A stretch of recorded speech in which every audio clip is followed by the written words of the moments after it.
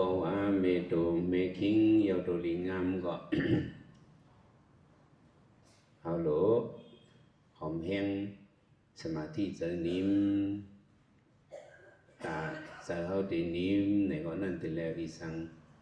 กุมทิ้งมันลาว่าไหนตีแล้วเอาสติเนี่ยกุมทิ้งไว้นั่นก่อนสติเป้าปาโตห้าขันธาตีแล้วเอาสติเป้าทิ้งมันกว่านะเอาสติไว้ดีลมเข้าลมออกเอาให้สมาธิเจอนิ่มสติเปิดปาโตหาขันธานำทำยุกทำกูกรรมลูกกว่านี่เป็นสมาหลงเตรียมไว้สติเปิดปาโตหาขันธาเนี่ยไล่เหตุการณ์ตราแต่แล้วสติเปิดด้วยตัวเฮากุดตักกุดดีพอเฮาด้วย ห่างตัวเฮาก็เป็นกายานุปัสสนาสติปัฏฐานตีนเฮามือเฮา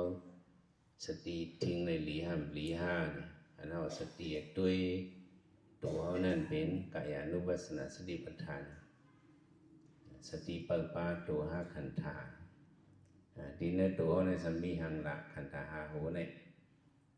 เวทนาเนี่ยก็สัมมีเวทนาขันธาพอตัวดีเวทนาขันธาในเนี่ยสัมเป็นเวทนานุปัสสนาสติปัฏฐานกว่าก็ว่าสัมตัวสติอันเขาเปิดตัวเจอเขามังกรรมเขาได้หัวเจอเขาผิวมังกรรมเขาได้หัวเจอในเป็นเจอโลภะเป็นเจอโทสะเป็นเจอโมหะ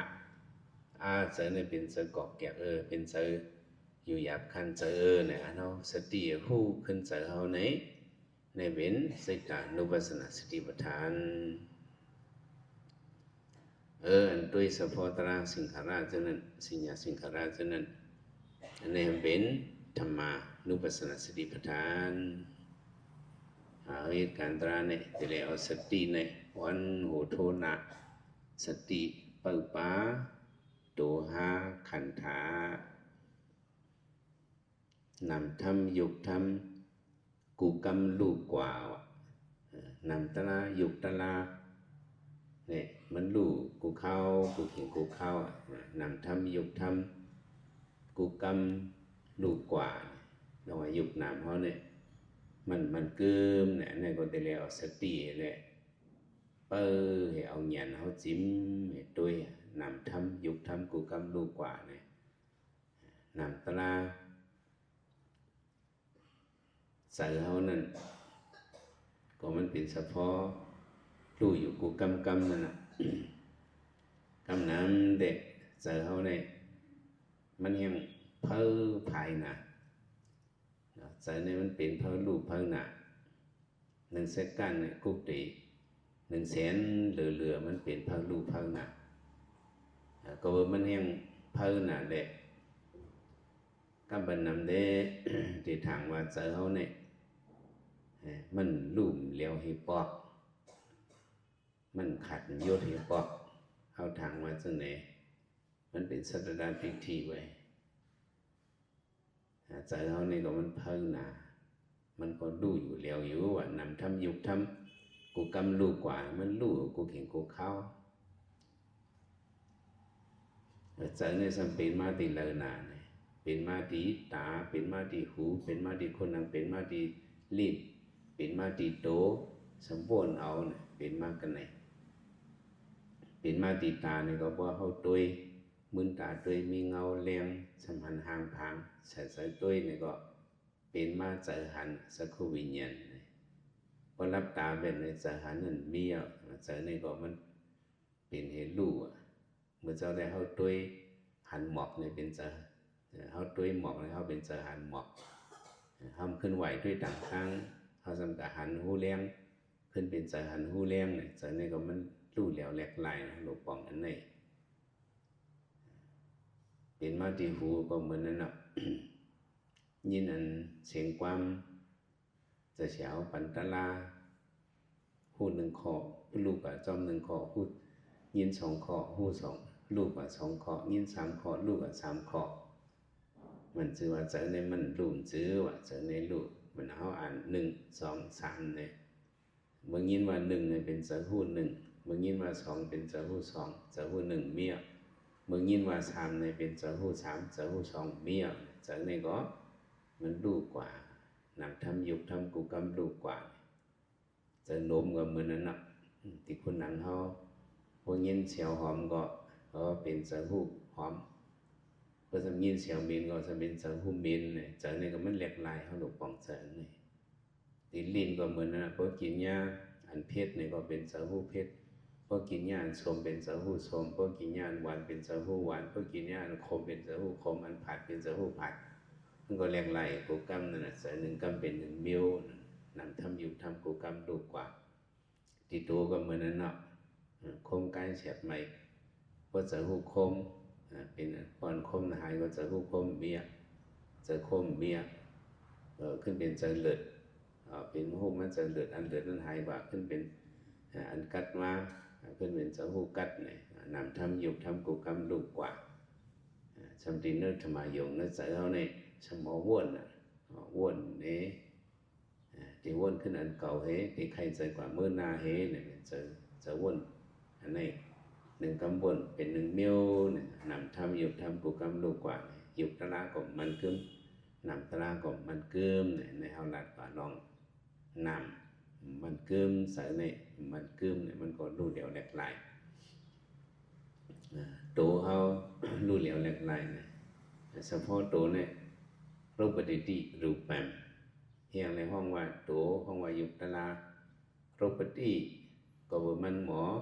ลูกแหลวแหลกลายแล้วห้องว่ารูปะโตเนาะห้องว่ารูปะว่ายุบตลาเนาะรูปยุบตลาเนี่ย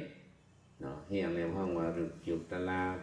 ก็ว่าหมอลูกแหลวแหลกลายแล้วห้องว่ายุบตลาอย่างว่าโตเนาะโตตลาเนาะที่เลยเอาอันไหนมันเอาเฉพาะมันเฉพาะลูกแหลวแหลกลายเอาส่วนที่เลยเอาตัวhọ năng tăng trúc xúc này sự năng tăng trúc xúc nàyเป็นตุ่มโตปิญญาที่ในตัวนั้นมีเฉพาะหังเฉพาะรู้แล้วแหลกลายเป็นละสิโตอย่างนั้นแหละสติปัฏฐานตัว5 ขันธะนำทำยุบทำกูกรรมลูกกว่าพังมาจังญามักว่ามันยาเขาได้เลยพังสตินั่นนะพังมาจังญาเขาได้เลยตื้อกำซ้อมเอาสติเลยตื้อกำซ้อมสติปัฏฐาน4 ปาจะมาลงเตียงพังมาจังญามักว่ามันยาเอาความมันใส่ล้อบอกว่าเขาเพเดินวิปัสสนามักสติอันหูซ้อมเป็นมาลูกกว่าเป็นมาลูกกว่าโปมาหายกว่าโปมาหายกว่าพังมาจังญามักว่ามันยาก็เป็นเส้นนั้นเอาไปหังละอโศยทิฏฐิ